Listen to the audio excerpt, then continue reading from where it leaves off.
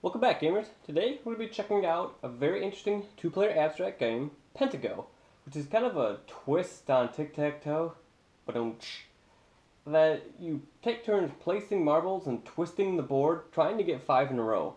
It's really interesting, kind of a light but very heavy at the same time game.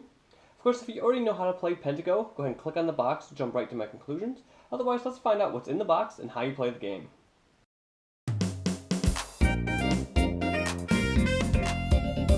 It's board games with PeedMont. This is one of the newer versions of Pentago, and inside the box you'll find one very short rule sheet. The rules are pretty simple. Place and rotate, not too bad. But it also goes over some strategy, which is nice.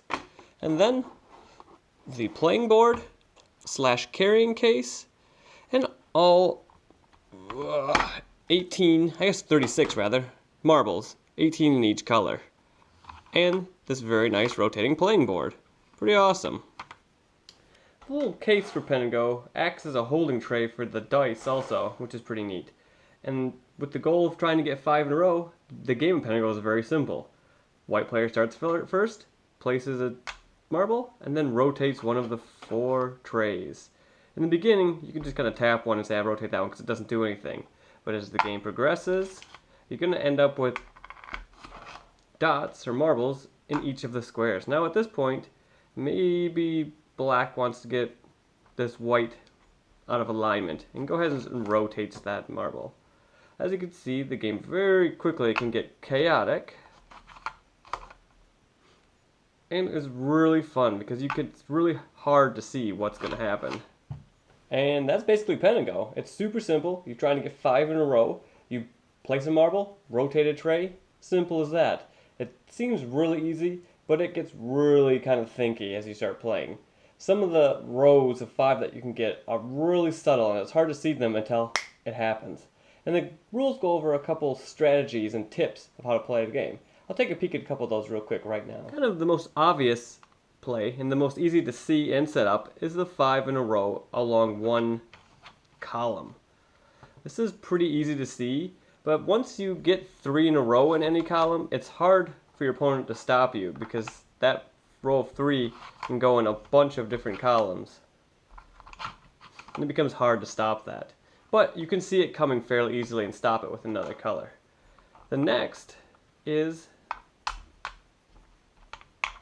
the 5 in a straight diagonal. Some players try to get those middle pieces because they can be really useful and they're always going to be in the middle. It makes it hard to, or easy to understand where they're going to be as you rotate the board. Again, as your opponent starts to get pieces in the middle, you can kind of start to block that and make sure that they can't get that 5 in a row. Finally, the most difficult and tricky is the 3 board 5 in a row. As you can see, something like this, it doesn't look like your opponent has any good chances of getting 5 in a row. They play something, this goes here, they play something, this goes here, and suddenly, out of nowhere, there are 5.